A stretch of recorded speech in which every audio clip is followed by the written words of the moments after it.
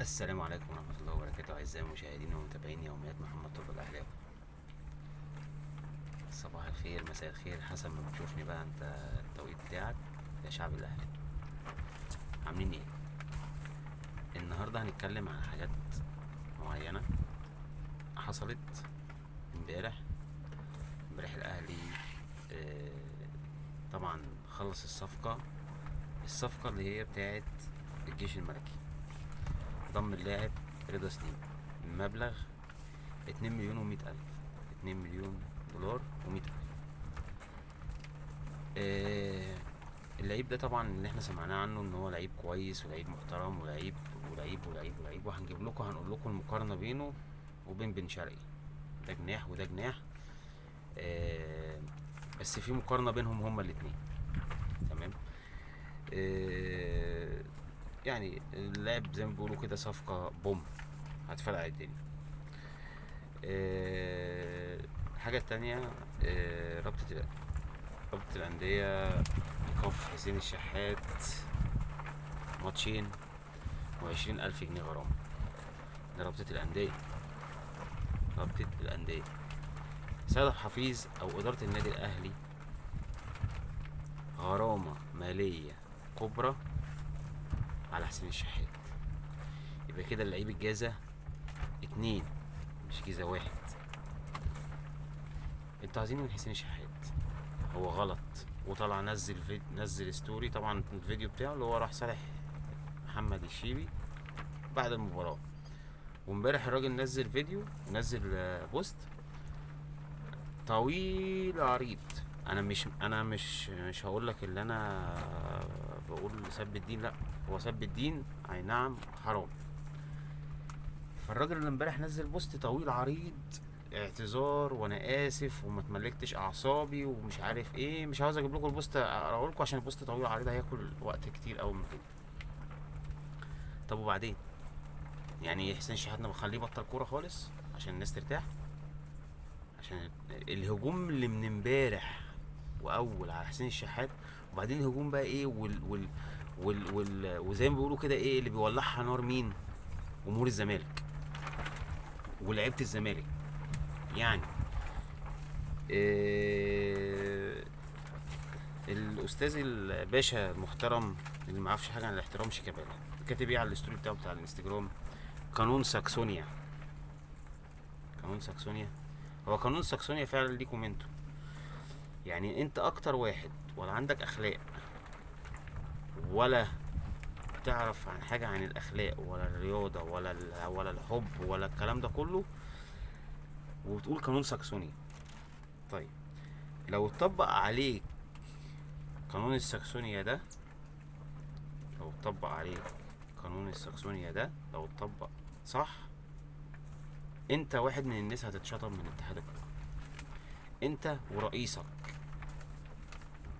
المختل اللي هو دايما على طول ويقعد يبلبل في الاعلام، ما بيعملش حاجه غير ان هو يقعد يبلبل. عامل قناه عشان يطلع هو يتكلم فيها. المؤتمر هو على طول بيقعد يتكلم. بمعنى صح، هو اللي حابب يمسك الحديدة، هو بس اللي يتكلم.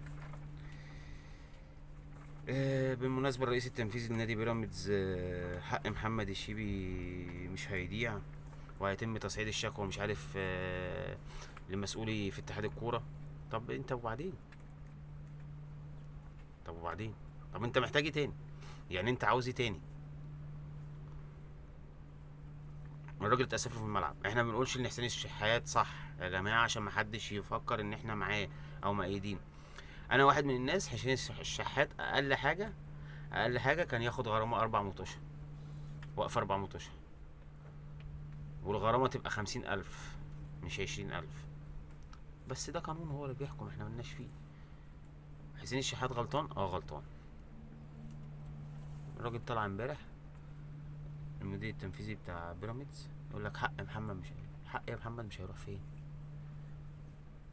وبعدين احنا في ايه اللي حصل؟ ده مشادة ملعب واللعيب شتمه واستفزه، راح هو شتمه وسبله بالدين. طبعا حته سب الدين دي يعني اساسا مش احنا مش قابلينها. حسين شحات بتصلي وعارف ربنا. فالراجل اللي امبارح طلع عمل بوست طويل عريض على الفيسبوك على صفحته الشخصية، هو قدم اعتذار، وانا يا جماعه بعدين حسين الشحات يا جماعه، يعني انا ما شفتلوش قبل كده مشكله مع حد، ولا اتعارك مع حد، ولا. هي برضك العقوبه بتاعت رابطه الانديه بتتقاس بمقياس العقوبات، عشان الناس تقول لك ايه شيكابالا خد مش عارف كام ماتش وغرامه قد ايه، عشان شيكابالا قليل الادب، المرحوم قليل الادب، المرحوم بيشتم ويسب الدين وبيروح لجمهور النادي. وبعدين شيكابالا ما بيروحش يتعامل مع لعيب كشخص، لا ده بيروح يتعامل مع جمهور، فالجماهير دي العقوبة بتاعتها كبيرة.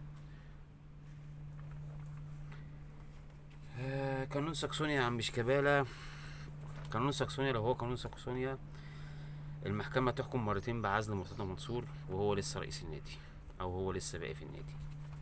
فعلا قانون ساكسونيا، المحكمة تحجز على حسابات الزمالك والأرصدة بتاعته، ومرتضى يروح يفتح حسابات خارجية، حسابات سرية كده، تمام، حسابات سرية، يبقى بردك فعلا قانون ساكسونيا. ولما القيد يا عم شيكابالا، لما القيد يتقفل في يناير ونفتحه في فبراير عشان الزمالك يأيد اللعيبة، يبقى فعلا قانون ساكسونيا. لما محدش يحاسب عندكم مين اللي بيجيب الصفقات والسماسرة والفلوس واللي بيروح واللي بيجي ولا حد بيقول له انت رايح فين ولا جاي منين، يبقى فعلا قانون ساكسونيا. عاوز اقول لك على حاجة واحدة بس يا شيكابالا او يا مرحوم، احنا لعبتنا محترمة، ولعبتنا عارفة الاحترام وعارفين الادب وعارفين الاخلاق. خليك بس انت في النادي بتاعك، وخليك انت بس في البطولة العربية اللي جايه لكم، وخليكوا في الكاس اللي جاي عشان تاخدوا لكم بطولة، تطولوا لكم بطولة بدل ما انتم مش طايلين حاجة خالص. وابقى سلمني على قانون الساكسونيا بتاعكم انتوا. اخر حاجة هقولها لكم، النادي الاهلي، عشان احنا ما اتكلمناش النهارده عن النادي الاهلي، كان الموضوع عن الصفقة الجديدة وحسين الشحات. بص هو كويس ان الاهلي وقع، انا قلتها المرة اللي فاتت وبقولها تاني، هو كويس ان النادي الاهلي وقع عشان اللعيبه بقى اللي مش فايقه تفوق، واللي لا مؤاخذه كانت فكر الحياه وردي بقى وخلاص، خدنا الدوري وخدنا مش عارف ايه وايه وبطوله افريقيا والدنيا حلوه وبتاع، وهيلاقوا الجماهير تقول لهم هي وبتاع ومش عارف ايه. مصلحه اللي احنا وقعنا، الماتش ده هيفوقنا كتير. الفتره اللي جايه دي لازم كولر والاداره والجهاز الفني وكل لعيب في النادي الاهلي يفكر ان احنا داخلين على ايه. على فكرة قفشة جدد يعني ومحطش اي شروط، سيد عبد الحفيظ بعتله انت شوف ايه اللي انت عاوزه او مش عارف ايه للتجديد، قال له انا هجدد. طبعا ده بعد ابو تريكة يعني الوحيد اللي بعد ابو تريكة عمله. فيا ريت لو الفيديو بتاعي او الفيديوهات بتاعتي بتفيدكم تعملوا لايك وتشتركوا في القناة وتفعلوا زر الجرس، عشان ان شاء الله انا بحاول كل يوم على قد ما اقدر ان انا اعمل لكم فيديو. فبالله عليكم ادعموني وشاركوا وحاولوا ان انتوا تحسسوني فعلا ان انا بجيب لكم معلومات قيمة.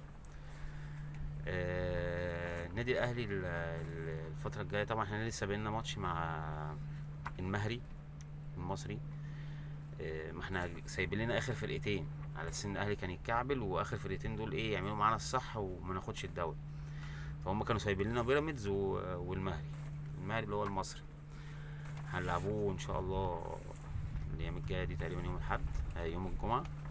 الزمالك تقريبا هيلعب في البطوله العربيه، جماعه اصحابنا البعض هيلعبوا يوم الجمعه برضك. هيبقى فاضل لنا ماتش وبعد كده بقى نبصوا لايه كاس السوبر الافريقي، ونشوفوا ايه الصفقات اللي جايه، ونشوفوا امام عاشور ايه الدنيا فيها ايه، ونشوفوا لعيبتنا اللي جايين من الاعاره، وهنبتدي بقى زي ما بيقولوا كده نلملم اوراقنا بقى ونبتدي نظبط حياتنا ونظبط دنيتنا. اشوفكم على خير، يا ريت تدعموني، تحطوا لايك وتشتركوا في القناه وتفعلوا زر الجرس. انا فعلا ببقى مبسوط بالتعليقات بتاعتكم والكومنتات بتاعتكم، اي حد حتى لو حد زملكاوي، حتى لو حد بدم باحترام، احنا كلنا اخوات كلنا حبايب.